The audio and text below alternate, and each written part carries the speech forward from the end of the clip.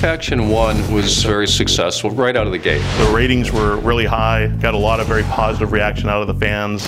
And there we were, planning the sequel immediately.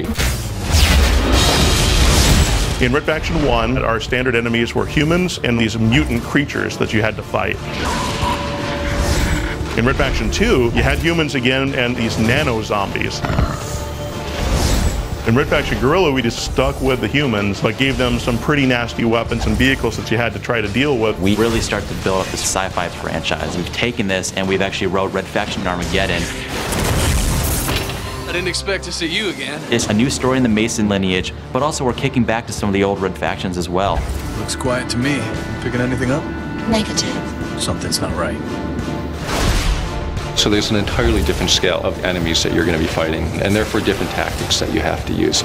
We now have aliens this time. It's these creatures that have been living on Mars. You'll see the Creepers, which are the first low line of enemies that you'll face in the game.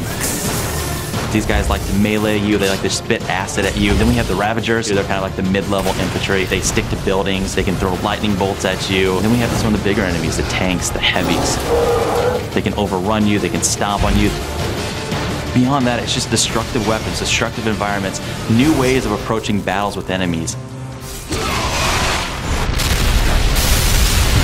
Geomod means geometry modification. You fire a rocket at that wall, it shouldn't just turn black. There should be a hole in that wall, and it should go through that wall and blow up something on the other side of that wall.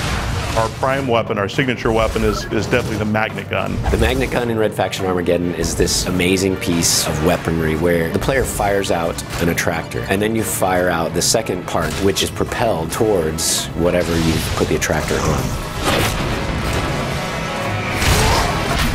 We've given you a nano forge so that now you actually can repair structures as well. You can blow up a bridge or access points to you so that the enemy can't get to you, but then you can repair that bridge and get out of there.